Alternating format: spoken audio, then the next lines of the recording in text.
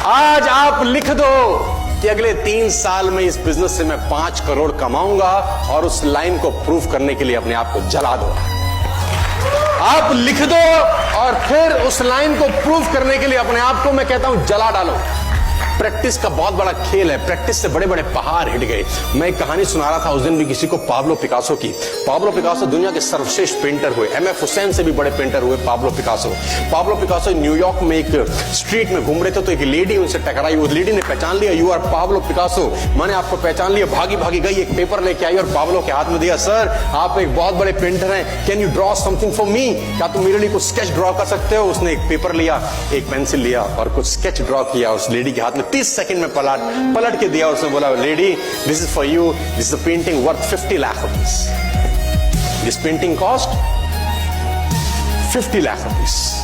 Lady को तो विश्वास ही नहीं हुआ कि how a person paint a painting in just 30 seconds worth rupees 50 lakh. तो वो लेडी गई, 3-4 जगह से उसने उसका रेट पता किया। उसने बोला, it's a Pablo Picasso painting ma'am. उसने बोला, yes, it's a Pablo Picasso painting. कितने का खरीदोगे? मैडम, कम से कम 50 लाख रुपए हम आपके दे सकते हैं इसके। Lady was shocked, my dear, she was shocked. 50 lakh रुपए की पेंटिंग 30 सेकंड में। उसने पता किया पाब्लो पिकासो कहां रहते हैं। ढूंढी ढूंढी ढूंढी, एग्जीबिशन कहीं थी पाब्लो पिकासो की। ढूंढते ढूंढते पाब्लो पिकासो के पास पहुंची। सर, आपने मुझे पहचाना, मैं वही लेडी हूं, मैं आपको मिली थी, आपने मेरे लिए एक पेंटिंग ड्रॉ करी थी 30 सेकंड में 50 लाख रुपए की। 50 लाख की है सर। उसने बोला, यस आई नो, मैंने बनाई है। उसने बोला, सर मैं सीखना चाहती हूं 30 सेकंड में 50 लाख की पेंटिंग कैसे बनाई जाती। पाब्लो ने कहा, लुक मैम, जो पेंटिंग आपने 30 सेकंड में 50 लाख की बनी हुई देखी, उसको बनाने के लिए मुझे 30 साल लग गए। 30 साल लग गए। प्रैक्टिस से दुनिया में बड़े बड़े कीर्तिमान होते हैं सर, और ये आपको जिंदगी में आसमान तक पहुंचा सकता है। आज मैं स्टेज पर हूं, करीब करीब मुझे 15 बरस हो गए बोलते हैं। पहली बार जब मैं स्टेज पर आया, मेरे पैर लड़खड़ाते थे, शिवरिंग होता था मुझे।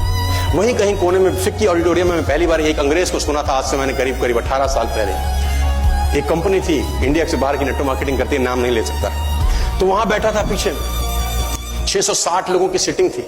मुझे मेरी मासी जी का एक बेटा है, वो मुझको लेके गया उस कंपनी के सेमिनार के अंदर। कहीं पीछे रो में मुझे जगह मिली। 30 रुपए का टिकट था उसका, मुझे आज भी याद है, 20 बरस पहले, 18 बरस पहले। और मैं पीछे की पंक्ति में बैठ के उस अंग्रेज को सुन रहा था। जैसे ही वो अंग्रेज आया, लोग खड़े हो गए, तालियां बजाने लगे, उसकी सीटियां उनके हाथ में थी, विसल करने लगे, झंडे लहराने लगे।